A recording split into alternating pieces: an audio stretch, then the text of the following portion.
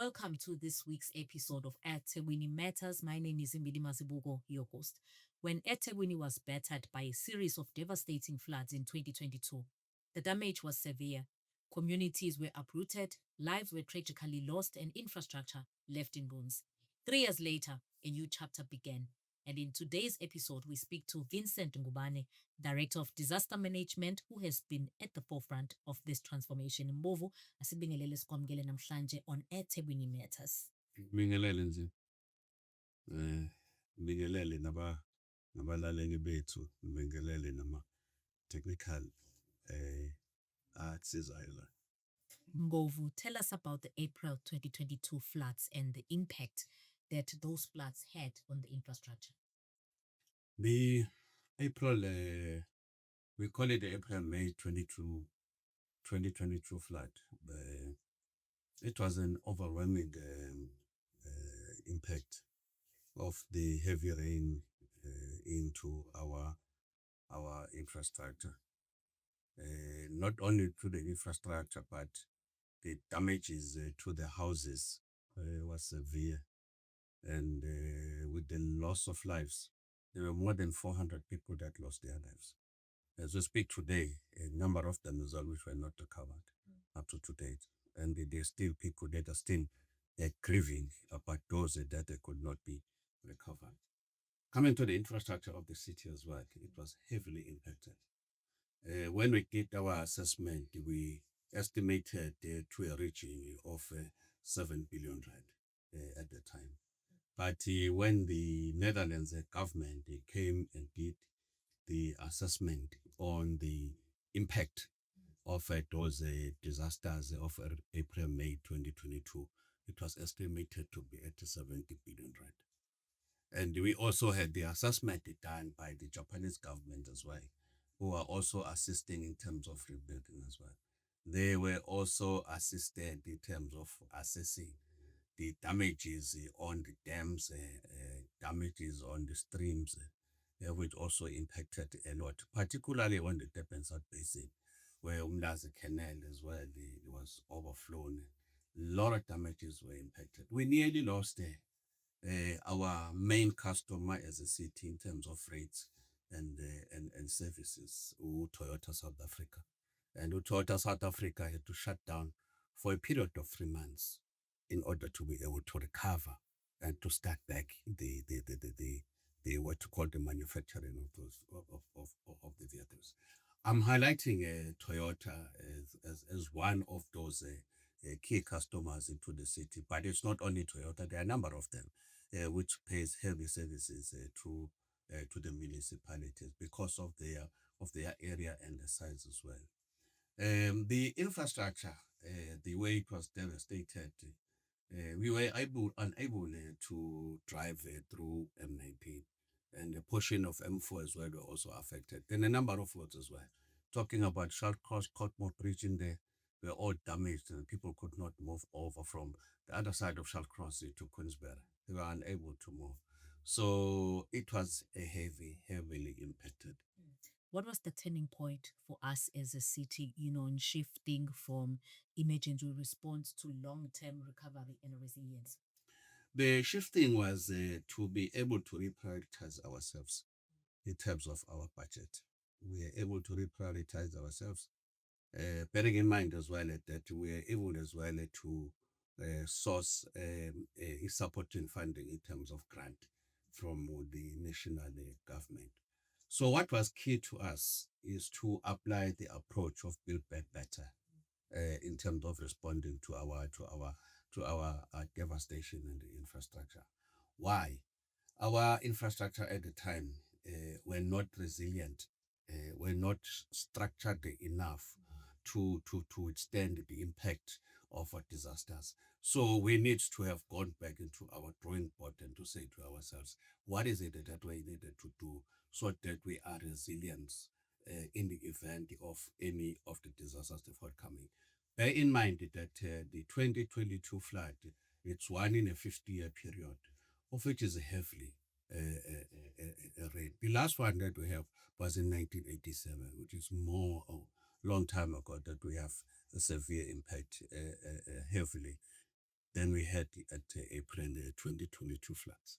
You spoke about the build back better approach. How are you applying that in rebuilding key infrastructure like your bridges, like your roads, and your stormwater systems? I would give you a classical example on this. The Cotmore Bridge is one of our highlights as the city, which is a really true story on the big back better approach. The bridge will stand even the earthquake the way it has been designed. Why I'm saying is one of our highlights, because that bridge as well has been designed by internal. We never hired any consultant to design that bridge for us. It's our internal engineers who have designed that bridge, and it's our internal engineers who have built that bridge, and it's our community as well who utilizes that bridge. So it's all belongs to EThekwini municipality. So would you say the Cotmore Bridge is one of your considered milestones? It's one of the highlights, not just a milestone. It's one of the highlights of our Build Back Better approach in restoring our infrastructure. But there's a number of them. But I'm just highlighting this one because this one here was more expensive than the other bridges. Also, you'll recall as well the issue at Umhlot as well, where there were a lot of what you call floods that were affected as well. The re-engineer of that place as well, even if we have the impact of a disaster as well, that we will not have a severe impact like we have experienced during April 2022. Mbovu, how is the technology such as your early warning systems and smart infrastructure helping the city to prepare for disasters?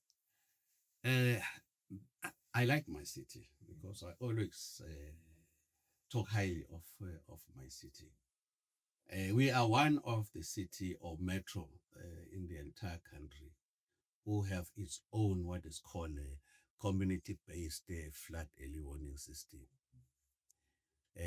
That system is able to assist us in highlighting what's going to be the impact of the forecast that we have received.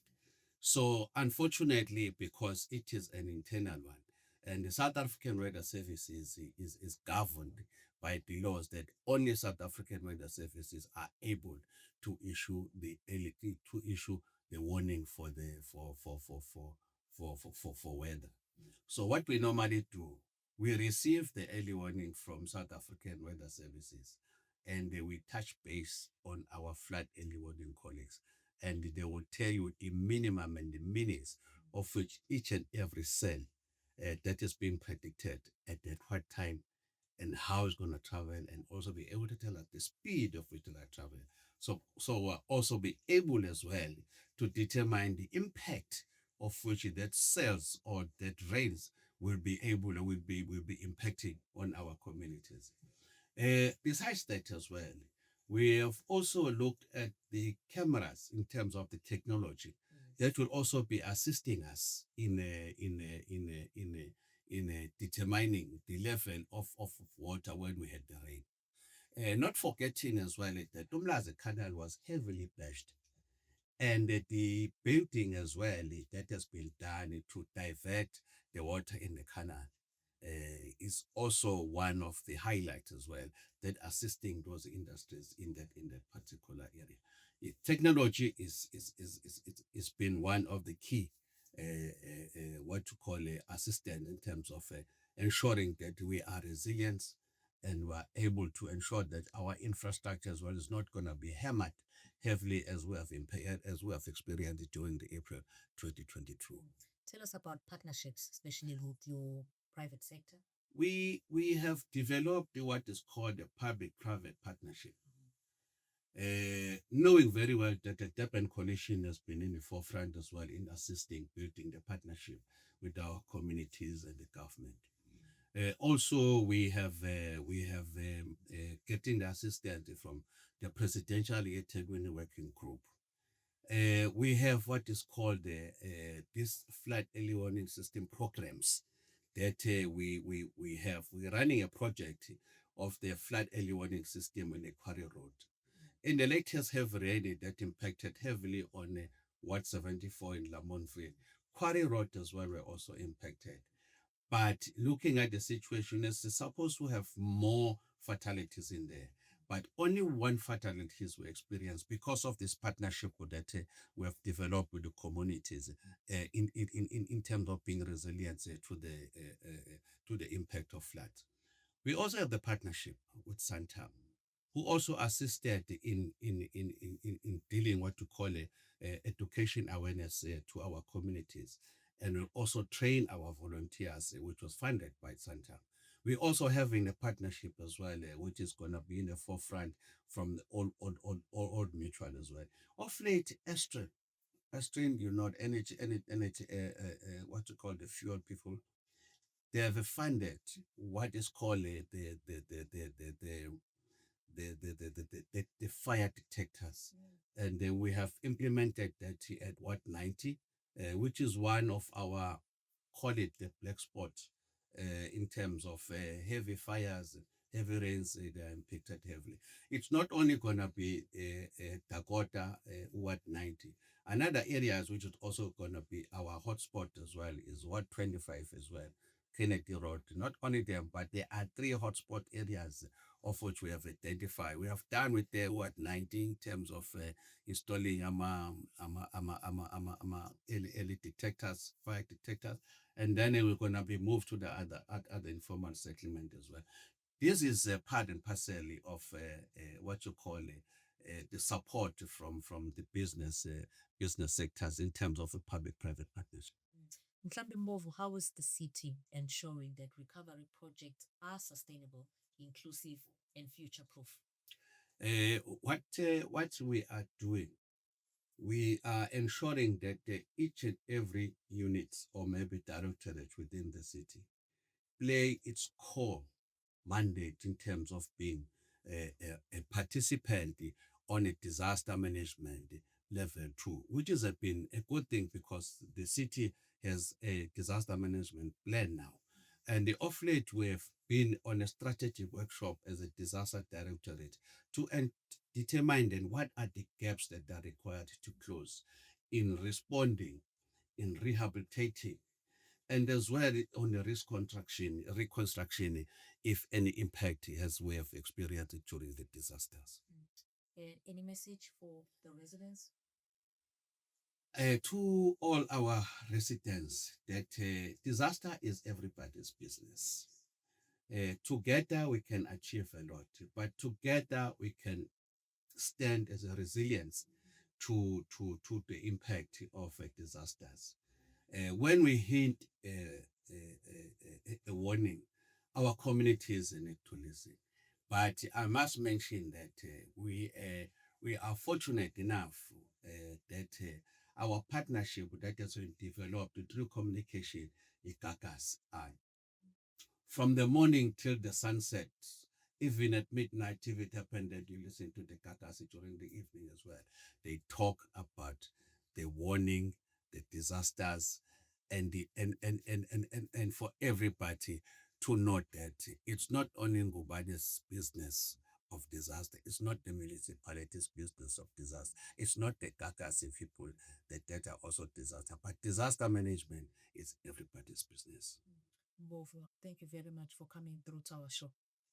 Thank you.